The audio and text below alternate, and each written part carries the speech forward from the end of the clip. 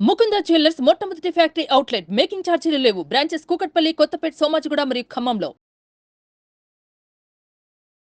నమస్తే రమగారు. నమస్తే జయ. రమగారు, అనంత వ్రతం అని చేస్తారు. అసలు ఈ వ్రతం యొక్క విశిష్టత ఏంటి? ఎవరు ఆచరించాలి? అంటే ఎక్కువగా విన్నట్లుగా నాకైతే అనిపించలేదు రమగారు.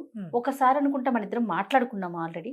ఇంకొకసారి మాట్లాడుకుందాం. అనంత వ్రతం అంటే అనంత చతుర్దశి అంటారు. ఇప్పుడు ఈ గణపతి నవరాత్రులు మొదలు పెడతాం కదా, చతుర్థి నాడు గణపతి ఆరాధన మొదలు పెట్టాం. చతుర్దశి నాడుకి మనం గణపతిని నీటిలో నిమజ్జనం చేస్తాం. ఆ 14వ రోజు అనంత చతుర్దశిగా చెప్తారు. పౌర్ణమి ముందు రోజు. ఈ చతుర్దశికి త్రయోదశి కలిసిన రోజు పనికిరాదు, పౌర్ణమి కలిసిన రోజు పనికొస్తుంది. ఈ చతుర్దశి నాడు ఆచరించే వ్రతమే అనంత వ్రతం, అనంత పద్మనాభ వ్రతము అని చెప్తారు. పురాతన కాలం నుంచి ఇది ఉంది అని చెప్తారు. ఇప్పుడు మామూలుగా అనంతుడు అనగానే ఎవరు, ఏమిటి, ఇది ఒక ప్రశ్న వస్తుంది. అనంతుడు అంటే సృష్టికి ముందు నుంచి ఉన్నవాడు, అంతము లేనివాడు అనంతుడు. ఈ విష్ణువు యొక్క బ్రహ్మాండ స్వరూపంలోంచి, ఆయన నాభి కమలంలోంచి పుట్టిన బ్రహ్మ సృష్టి చేశాడు. అంటే ప్రపంచానికి మూలాధారమైన బ్రహ్మదేవుడికి మూలాధారుడైన వాడు అనంతుడు, ఆద్యంతాలు లేనివాడు. మనం శివరాత్రి అప్పుడు శివుడి కథ చెప్పుకుంటాం, పరమేశ్వరుడి కథ ఎట్లా చెప్పుకుంటాం మనం? అగ్నిస్తంభ రూపంలో ఆద్యంతాలు తెలియకుండా ఉన్నాడు అని. అవును కదా, ఈయన కూడా ఆద్యంతాలు తెలియనివాడు. మామూలుగా మనం చెప్పుకునేది శివాయ విష్ణు రూపాయ శివరూపాయ విష్ణవే. శివకేశవులు ఇద్దరికి భేదం లేదు, ఇద్దరు ఒకరే. ఆయన ఎట్లా పరమేశ్వరుడు ఆద్యంతాలు లేనివాడుగా ఉన్నాడో, అలాగే ఆద్యంతాలు లేనివాడుగా విష్ణువు కూడా ఉన్నాడు. ఆ స్వరూపమే అనంత పద్మనాభ స్వరూపం. ఈ వ్రతాన్ని ప్రత్యేకంగా చేసుకునే వాళ్ళు ఉంటారు. దీన్ని 14 సంవత్సరాలు చేయాలంటారు. దీనికి పూజా విధానం చాలా ప్రత్యేకంగా ఉంటుంది. మన ఇంట్లో లేకపోతే చెయ్యొచ్చా అనేది ఒక కామన్ ప్రశ్న సాధారణంగా అందరు అడుగుతారు. మా ఇంట్లో ఆనవాయి లేదండి అని. ఆనవాయి లేకపోయినా కూడా చేసుకోవచ్చు. కాకపోతే ఇది ఈ సంవత్సరం చేసాం, వచ్చే సంవత్సరం మానేస్తాం, చేయకూడదు. దీన్ని 14 సంవత్సరాల లెక్క పూజా విధానంలోనే అది చెప్పబడింది.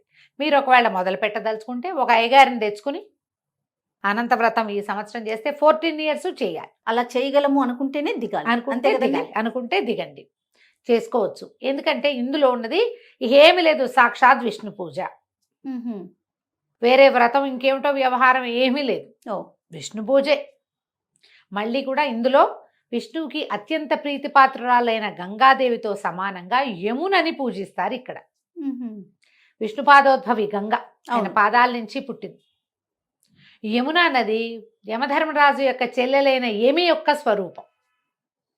ఆవిడ కృష్ణుడికి ప్రేయసిగా చెప్తారు. కృష్ణ ప్రీతి, కృష్ణ భక్తురాలు యమున. ఈ యమునా నది కృష్ణావతారంలో మనకు కనపడుతుంది. యమునలోనే తిరిగాడు. అవునవును, యమునే శ్రీకృష్ణుడి పాదాలంటిది ఆయన పుట్టగానే. ఇక ఏ నదికి ఆ అవకాశం లభించల. వసుదేవుడు కృష్ణుడిని మోసుకెళ్తుంటే నది పైదాకా పొంగి ఆయన కాలు తగిలాక శాంతించింది. ఆ పాదం స్పర్శ కోసం తహతహలాడిపోయింది. అంత అపారమైన భక్తి. ఆ యమునని ఇక్కడ పూజిస్తాం. మామూలుగా మనం ఏ పూజ చేసుకున్నా కూడా కలశం పెట్టుకుని తదంగా కలశారాధనం కరిష్యే అనగానే గంగే యమునే చేవ గోదావరి సరస్వతి అని చదువుతాం. మొదటిది గంగ, రెండో పేరు యమున. ఓకే, ఆ యమునతోటి ఇక్కడ పూజ చేస్తాం. దీనికి యమునా నది నీళ్ళు ఎక్కడ దొరుకుతాయండి మనకంటే? మంత్రంతో నీటిని అభిమంత్రించి యమునకి ఆహ్వానం పలికి, మనం ఏ కలశం పెట్టుకున్నామో అందులో యమునా నదిని పిలిచి యమునకి షోడశోపచారాలు చేసి ఆ జలంతో మనం ఈ విష్ణు పూజ చేస్తాం. ఇందులో ఏం చేస్తారంటే ఈ 5 పడగలు లేదా ఇంకా 7 పడగలు కూడా, పడగలతోటి ఉన్నటువంటి నాగేంద్రుడు, శేషశయనం, దాని మీద విష్ణువు పడుకున్నట్టుగా రూపాన్ని తయారు చేసుకుంటారు. మనం ఆరాధించే స్వరూపం ఏంటంటే శేషపాన్పు మీద పవళించి పాదాల దగ్గర లక్ష్మీదేవి, నాభి కమలంతో ఉన్నటువంటి విష్ణు స్వరూపాన్ని ఆరాధిస్తాం. ఆయనే అనంతుడు. సర్పం మీద పడుకోవాలి. అలాంటి ఫోటో తెచ్చుకోవచ్చు. లేదా మనకి అయ్యగారిని ఎవరినైనా పిలిస్తే ఆయన దర్భతోటి చేస్తారు శేషశయనాన్ని. మా అక్కయ్య వసంత చేస్తుంది. అది చాలా ప్రాక్టీస్ చేసి చక్కగా పడగా కింద ఇది పైనేమో ఇట్లా విష్ణుమూర్తి పడుకున్నట్టుగా చేసుకుంటుంది.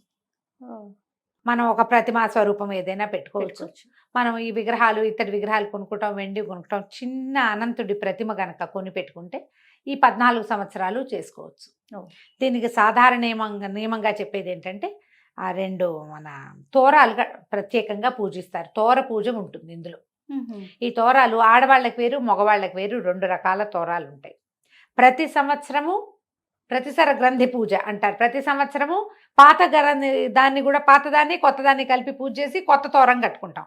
14 అంతే. 14 ఏళ్ళు అంతే. చివరికి 14 తోరాలకి పూజ చేస్తాం.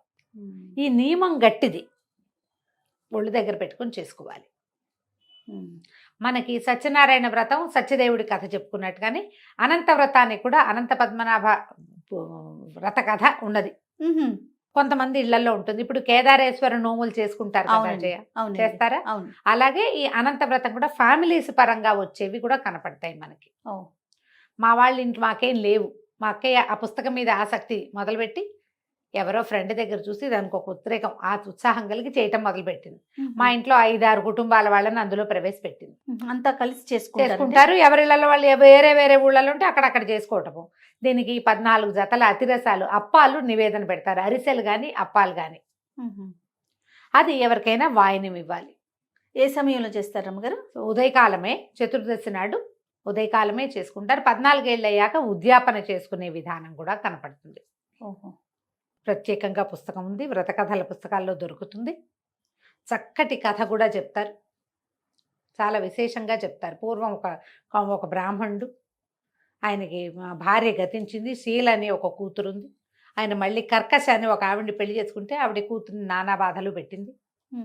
అయితే ఆయన ఒక కౌండిన్యుడు అనే ఒక బ్రాహ్మణుడు తన ఊరికి వస్తే ఆయనకి కన్యాదానం చేశాడు కూతుర్ని. ఆ కౌండిన్యుడు శీల ఇద్దరు కలిసి ఆ ఇంట్లో సత్తుపిండి ఏదో ఉంటే ఆ సత్తుపిండే ఇచ్చారు పిల్లకి, అంతకంటే ఏమి ఇవ్వాల. అది పుచ్చుకుని భార్యాభర్త వెళ్తుంటే వీళ్ళు ఒక దారిలో ఒక నది దగ్గర ఆయన సంధ్య మార్చుకోవడానికి ఆగినప్పుడు ఎవరో అనంత వ్రతం చేసుకుంటారు. నదీ తీరంలో చేస్తే చాలా విశేషమని చెప్తారు. ఇప్పుడు ఏ తీరాల్లో కూర్చుని పూజ చేసుకుంటాం మనం? పాత వ్రత కథలన్నీ కూడా నదీ తీరంలో పూజ చేసుకుంటున్నారు, కథలు వినపడతాయి మనకి. ఎవరో పూజ చేసుకుంటుంటే అది చూసి ఆవిడ తను కూడా వాళ్ళతో పాటు పూజ చేసుకుని ఆ తోరం దాచిపెట్టుకుని ఇంటికి వచ్చి చేసుకునేది. అంతకుముందు పేద బ్రాహ్మణుడైన కౌండిన్యుడు చాలా బాగా వ్యాపారంలో నిలదొక్కున్నాడు. బాగా సంపాదించి కోట్లకు బడగలెత్తారు. అయితే ఒకనాడు ఈవిడ చేతికి కట్టుకుని ఉన్న తోరాన్ని ఆయన చూశాడు. చూసి భార్యని కేకలేశాడు. ఏమిటి ఏదో కట్టుకున్నావు, నన్ను వశం చేసుకోవడానికి కట్టుకున్నావా, ఇదేమిటని బలవంతంగా ఆవిడ భుజం మీద చేతి మీద నుంచి లాగేసి పొయ్యిలో పడేశాడు ఆ తోరాన్ని. ఆవిడ పరిగెత్తుకుంటూ వెళ్ళి తోరాన్ని ఆర్పి పాలతో తడిపి పక్కన పెట్టుకుంది. చాలా బాధపడింది, అయ్యో ఇంత పని చేశాడే అని. కానీ క్రమంగా ఏమైంది, ఆయన ఎప్పుడైతే అనంతుడెవడు, అదేం వ్రతము, అదేం దిక్మాల వ్రతాలన్నీ తెచ్చావని ఇట్లా ఏవో నానా మాటలు దుర్భాషలాడాడు. భగవంతుని పేరిట దుర్భాషలాడితే ఏముంది, భగవంతుడికి ఏమవ్వదు, ఆకాశం మీద ఉమ్మేసినట్టు. అంతే కదా, మన మీదే పడుతుంది. ఈయనకి ఆస్తి అంతా పోయింది. దైన్యమైన స్థితిలోకి వచ్చేసారు. తను చేసిన పొరపాటు వల్లే ఈ స్థితి వచ్చిందని ఆయన రిపెంట్ అయ్యాడు. అప్పుడు ఆయన ఒక రకమైన ఉన్మాదపు ధోరణిలో ఈ అనంతుడిని వెతుకుతూ అట్లా ఎక్కడికో వెళ్ళాడట. చివరికి అనంతుడు కనపడిన చెట్టుని పుట్టని అందరినీ అడుగుతూ వెళ్ళాడు. ఎక్కడా ఏమీ దొరకలేదు. ఆయన ఆ వెళ్ళే దారిలో ఒక గడ్డిగా పెద్ద ఫుల్గా నిండా గడ్డి ఉంది. ఒక ఆవు దూడ అక్కడ నుంచున్నాయి. వాటికి ఆహారం లేదు, తింటల్లా అవి తినలేకపోతున్నాయి. అట్లాగా తర్వాత ఏమో 2 పెద్ద పెద్ద చెరువుల్లాగా ఒక దాంట్లోకి నీళ్లు ప్రవహిస్తున్నాయి. కానీ ఆ నీళ్లు ఉపయోగించే నీళ్లు కాదు. ఉపయోగం లేని నీరు ఎందుకు? అంతే కదా. ఓ పెద్ద మామిడి చెట్టు, ఈగ కూడా వాళ్టల్లా, కాకులు కూడా వాళ్టల్లా, అది నిండా పళ్ళున్నా కూడా. అట్లాంటివి బోలెడన్ని దృష్టాంతాలు చూసుకుంటూ వెళ్ళాడు. చివరికి ఆయన సూసైడ్ చేసుకుందాం అనుకున్నాడు. అప్పుడు భగవంతుడు ఆయనకు ప్రత్యక్షమయ్యి, ఇలా దానాలు చేయకుండా ఉండేవాళ్ళు, ఇతరులకు ఉపయోగపడని వాళ్ళు, మంచి దైవ కార్యం చేయని వాళ్ళు, దాన ధర్మాలు చేస్తుంటే ఆపేసే వాళ్ళకి ఎలాంటి జీవితాలు వస్తాయో ఈయన ముందు చూసిన తార్కాణాలన్నీ వాటి ఉదాహరణగా చెప్పి, నేనే అనంతుణ్ణి, ఆద్యంతాలు లేవు నాకు, నన్ను ఈ రకంగా ఆరాధించిన వాడికి మోక్షం లభిస్తుంది అని 14 సంవత్సరాలు నన్ను ఆరాధించు అని చెప్పాడు. వెనక్కి వచ్చిన ఈ కౌండిన్యుడు ఇంటికి వచ్చాక మళ్ళీ 14 సంవత్సరాలు నియమంగా ఆచరించాడు. వాళ్ళ కుటుంబంలో ఉండిపోయిందనమాట అది. ఇందులో ఉన్న ఈ యమునా పూజ, ఈ పడగని తయారు చేసి స్వామిని కూర్చోబెట్టడము చాలా విశేషంగా కనపడతాయి. మనం సత్యనారాయణ వ్రతంలో వినేలాంటి ఆరాధన కాకుండా ఇది ఒక ప్రత్యేకమైన ఆరాధనగా కనపడుతుంది. నాకు ఆ యమునా పూజే, ఆ మంత్రమే మహా ఇష్టం. దగ్గర కూర్చొని వింటాను అది నేను. మంత్రం మంచి పట్టుగా చాలా బాగుంటుంది. అవకాశం ఉన్న వాళ్ళు చేసుకోవచ్చు. ఎవరైనా అనంత వ్రతం చేసుకుంటున్నామంటే వెళ్ళి దర్శనం చేసుకుని దండం పెట్టుకోండి. ఈ అనంత పద్మనాభ స్వరూపాలు మనకి ఎక్కడ కనపడతాయి? అక్కడ కనిపిస్తుంది. త్రివేంద్రంలో పద్మనాభ స్వామి దేవాలయం ఉంది కదా మనకి. అలాగే శ్రీరంగంలోనూ శేషసేనుడిగా స్వామివారి దర్శనం ఇస్తాడు, కానీ ఆయన పేరు కూడా ఇదే పద్మనాభ స్వామి దేవాలయం అని ప్రత్యేకంగా చెప్పబడింది. ఇంచుమించు అదే స్వరూపంలో మనకి ఇక్కడ మనం పూజ చేసుకుంటాం అన్నమాట. అవకాశం ఉన్న వాళ్ళు చేసుకోవచ్చు. కానీ నేను చెప్పా కదా దీనికి 14 సంవత్సరాల నియమం ఉంది. ఎవరైనా అయ్యగారితోటి మాట్లాడుకుని ఏటా ఆయనే వచ్చేలాగా మీరు తోరాలు పారేయకుండా సంవత్సరాలు మానే మధ్యలో ఏదైనా పురుడు అశౌచి వస్తే మానొచ్చు. కానీ అవేవీ లేకుండా ఏదో వేరే వేరే వ్యవహారాలు ఉన్నాయని మానుకోకూడదు. శ్రద్ధగా మీ శ్రద్ధే దీనికి కావాల్సిన పెట్టుబడి. ఎవరినైనా 100 మందిని పిలుచుకోవచ్చు. ఎవరిని పిలవకపోయినా మనమే మన ఇంట్లో మట్టుకే కాసిన 2 14 28 అతిరసాలు వండుకుని ఏదో పాయసం పెరుగన్న నివేదన చేసినా సరిపోతుంది. ఈ 14ని మాత్రం వాయనం ఇవ్వాలి ఒక జంటకి. దంపతులకి ఇస్తారు, బ్రాహ్మడికి ఇచ్చి దంపతులు ఉండాలంటారు. అదే మీ అవకాశాన్ని బట్టి చేసుకోవచ్చు. తప్పకుండా. నమస్తే. నమస్తే జయ.